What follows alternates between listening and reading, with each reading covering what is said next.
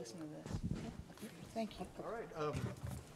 Good afternoon, everybody, and thanks for coming out. This has been just absolutely beautiful here over the last few days, and we're thrilled to be here and thrilled that everyone can be here.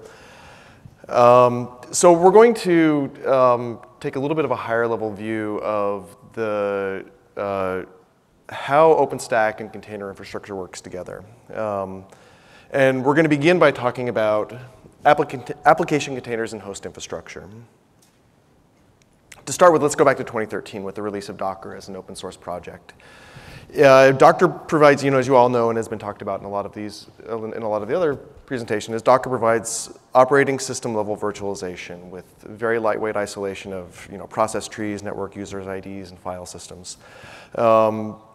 Maybe we should ask them.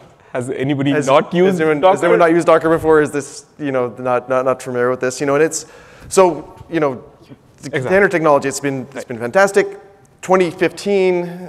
Kubernetes comes out, and this is open source container orchestration technology. Again, it builds on these abstractions with, to help with deployment scaling and management, with abstractions like pods and label selectors and groups and controllers and services. But one key thing to keep in mind is that Kubernetes is about application delivery. It's very much focused on how do you get applications in a way that is robust and secure, but it relies upon existing infrastructure. Kubernetes isn't interested in delivering infrastructure, it's interested in using it. And OpenStack just happens to be an open source infrastructure system that works very well with Kubernetes. So OpenStack is infrastructure for containers. But what does that mean? Well, in this talk, we're going to kind of cover the entire range of that, starting at the left of this diagram, where we have the bare metal, where we have the servers that everything is running on, how your infrastructure management is deployed on top of that, and then how the consistent open source APIs interact with Kubernetes and Docker to allow you to deliver applications from your cloud. Okay, so let's start with bare metal. So serverless is the next big thing, right? Everybody loves serverless. You're going to run your functions in a container that's running on a virtual machine that's running on hardware. And at some point, you need to be able to manage that hardware. And one of the great things about OpenStack is we actually have a bare metal management system called Ironic. You begin with Ironic to provision your bare metal infrastructure. And you can manage any infrastructure you want with it. It will start by, it manages the entire life cycle of your bare metal. You can begin by discovering your nodes. Ironic has built-in discovery of nodes. And then you can enroll them. You can provision them with different operating systems, and then they're ready to start orchestrating different installations on it. And so in this instance right here, you can see that we have Ironic at the base. We might have a couple of OpenStack installations and maybe even a bare metal Kubernetes installation on top of that, and then layering applications on top of those. One of the great things about Ironic is when it's used as a driver for OpenStack Nova, you actually get all of the APIs that you are used to using for a cloud, and you're able to apply them to bare metal infrastructure. And so this is a theme that we're going to continue to see, that there's going to be an interleaving of the technologies that we're using of OpenStack and containers and Kubernetes and OpenStack kind of layering on top of one another. Right. I mean, so we're talking about like a sandwich, right? So you can have Kubernetes at the bottom, which you can run OpenStack on top of Kubernetes. Or a tiramisu, like an OpenStack layer on the bottom, and then a Kubernetes layer, then an OpenStack layer, then a Kubernetes layer, and actually all of them integrating together at these different layers to it's kind of almost a force multiplier. Right. So at the bottom, the Kubernetes acts as like an infrastructure underlay. If it's on the top, then it's for end user applications. Right, and that's also kind of a key thing to recognize is that, for example, on that second layer where you see Kubernetes there, that's not necessarily a user-facing Kubernetes installation. That's where your operators are managing the infrastructure and they're placing applications on top of that that then become user-facing. And so it's all about the isolation Each layer is providing a different set of isolation and a different entry point that's serving a different purpose. This is not theory, right?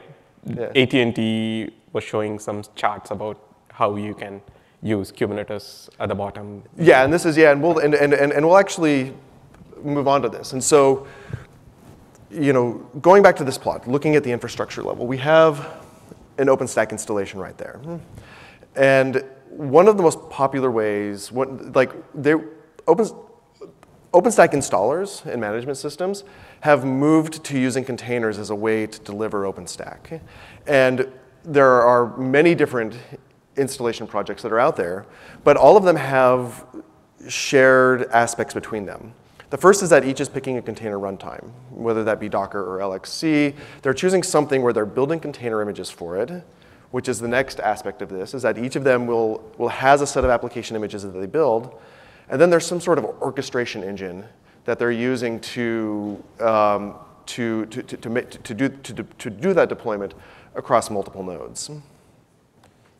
What are the benefits of using a container runtime to run OpenStack components? Yeah, so OpenStack is a complex system. If you've ever done any OpenStack installations, it is a full OpenStack installation will provide you with dozens of different microservices that are each specifically tailored towards handling one aspect of your infrastructure, and this becomes complex. All of them have dependencies. You may want to upgrade them. You may want to upgrade one service before another, which can cause conflicts with your dependencies.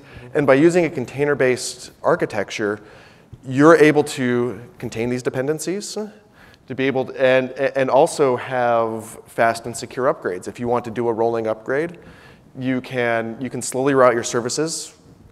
If something goes wrong, you can roll them back. Different versions of OpenStack components? You can have different versions of OpenStack running. Right. It kind of all of the things that you get from using containers in an application layer higher up, you can also apply to the infrastructure layer. Right.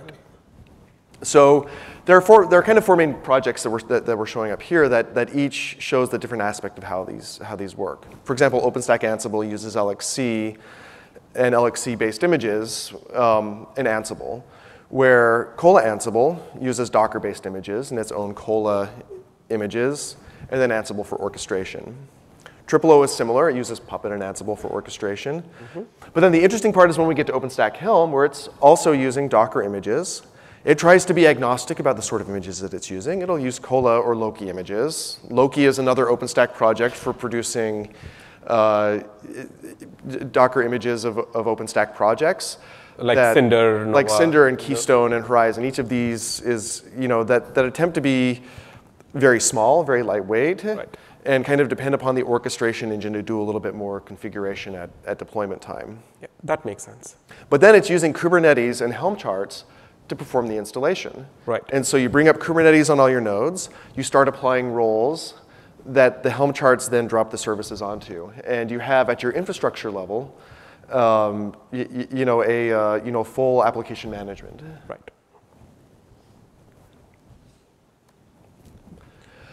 Okay, so now that you have OpenStack installed, you've picked one of your methods for doing it. You've deployed your bare metal infrastructure with Ironic. You've chosen a method to install OpenStack, and you've installed it. Right. Now you have Kubernetes and OpenStack, and I'm going to turn the talk over to Dims, who has been leading our cloud provider OpenStack efforts within the OpenStack and Kubernetes community to kind of talk about that work and how Kubernetes and OpenStack work together. Right. So. If you take a look at where people are using Kubernetes, a lot of people are using Kubernetes in public clouds. And what are they doing in public clouds? They are starting up clusters based on their demand, like 5 to 10 node clusters in public clouds like AWS or Azure or GKE. And what they are doing is they are not just running their applications, they are also making sure that they can use the resources that is there in the underlying cloud in their applications. For example, in AWS, you can use the volumes that is there in AWS for persisting your information for your applications. So we have to be able to allow the underlying resources of OpenStack to be available to all the Kubernetes applications. So that's basically what we are doing. So we talked about the sandwich at the beginning. So at the bottom, you have Kubernetes as the underlay, or you can have Kubernetes at the app layer, right? So here we are talking about Kubernetes and OpenStack side by side. Another example, good example would be if you already have invested a lot of effort in securing your OpenStack and setting up LDAP stuff, for example, right? Then can I use the same infrastructure to secure the applications that I'm running, right? So that is another example of how we are exposing or using the services that are there in the OpenStack layer to the containers that are running in Kubernetes.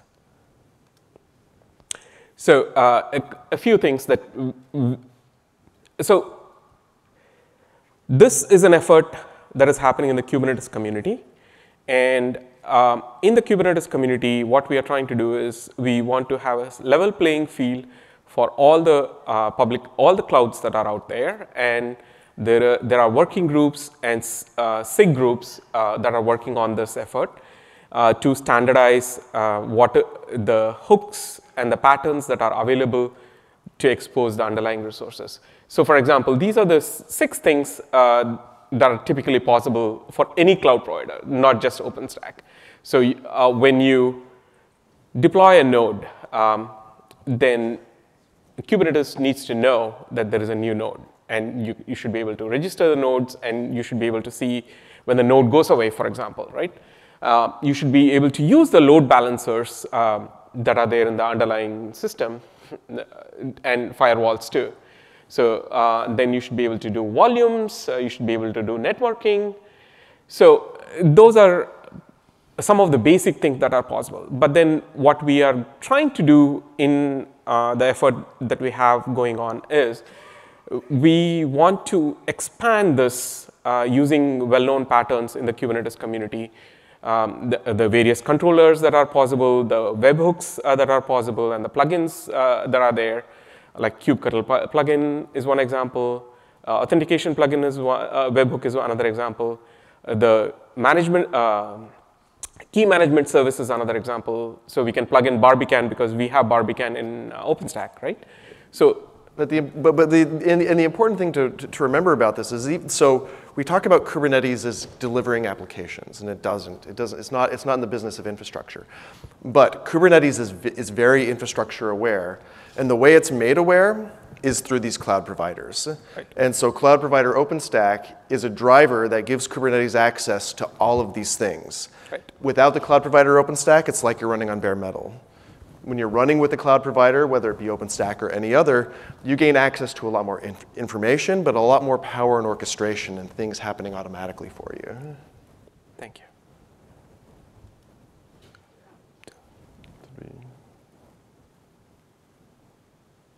Okay, so where are we organizing this work? We mainly use Slack in the Kubernetes space, and that's where we organize the work. In terms of the working groups, we have a SIG OpenStack in Kubernetes community, and we have a mirror organization in our community called SIG Kubernetes, essentially consisting of the same set of people. When I say we, I mean the SIG OpenStack is basically consisting of members of the community from various companies that are interested in this work and who have helped a lot in the past as well. So we coordinate the work between the two communities because all of us, there's a lot of us who work on both communities as well. So we published the container builds. We actually had a test version that we shipped last week so that people can try the initial integration. Then we also do integrated testing. We hold community events and evangelize everything that we do. And our Git repository is the one at the bottom, cloud provider OpenStack. So, and information about how to join the mailing list or when our meetings are held, that's the link at the bottom. So we would really want you guys to try the stuff that we have and see if it helps you in your environments. So we've talked about how OpenStack integrates with Kubernetes, that we have these drivers that are available that are being developed by SIG OpenStack and by the OpenStack and Kubernetes communities. But at the end of the day, what people are interested in, what we want to do is make it easier for you to install and run Kubernetes. And there are a number of different ways to do that. I mean, there are many tools available that are OpenStack aware that will install Kubernetes and will plug in the cloud provider and give you a full installation. Kubadmin, Kudspray, Kubernetes Anywhere, cross-cloud from the CNCF. But there's actually one notable project that is an official OpenStack project, which is OpenStack Magnum. And Magnum is a simple API for launching and managing Kubernetes clusters. It's actually broader than that. We'll also launch Docker Swarm and Mesos clusters, but its most popular use is just for Kubernetes cluster. Again, it relies on the cloud provider OpenStack to build all these capabilities into it, and it's being used in production right now. It's at CERN. Many of you may have seen the keynotes yesterday morning, where they talked about how there are more than 200 independent Kubernetes research clusters that are running on top of OpenStack.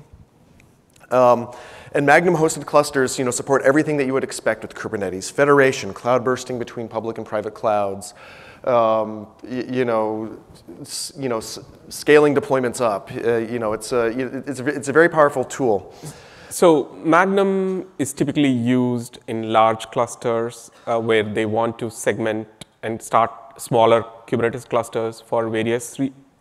Yeah, it's a way for as an end user, as a consumer of an OpenStack cloud, you can reach an OpenStack API, and then you can spawn a Kubernetes cluster within your own tenant and have that be available for you. And then you can tear it down when you're done? And when you can tear it down, you can do anything. It's a fully managed Kubernetes installation with more features coming too, including upgrades, including control plane isolation. Magnum is actively developed, and if you're operating an OpenStack cloud and you want to deliver Kubernetes to your users, Magnum is an ideal service to be able to do that. We had a little demo that we set up to demonstrate this, but we are running short on time, so I think that I may skip the demo. But if you're interested in hearing and seeing more of this, we'd be happy to show it to you later. We were also going to demonstrate the cross-cloud CI project to. Right. We have the implementation, but we need to test it. Yeah, to demonstrate, deployment of Kubernetes with Terraform, because we have these other projects too. Right. Cross-Cloud is a Kubernetes deployment project that's developed by the CNCF in support of their CI/CD efforts. And one of the things that's come out of this is they have a number of different drivers for all of the major clouds out there, including OpenStack.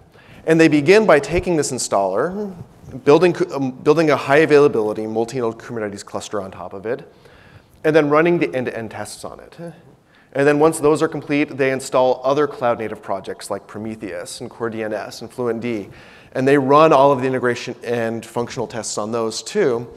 And you can see that OpenStack on the right column there not only supports Kubernetes, but all of the applications running on top of that. And it's the same for every other major public cloud. And this is all done with full support of all of the OpenStack APIs and Kubernetes being able to take advantage of those. But what about the code that we write for doing the integration work? Where does it get tested? So that's a good question. And we are going to turn over our time to Melvin Hilsman, who has been leading the Open Lab effort, which is a community effort for testing not only within OpenStack, but within related projects. And so we would like to please welcome up to the stage Melvin.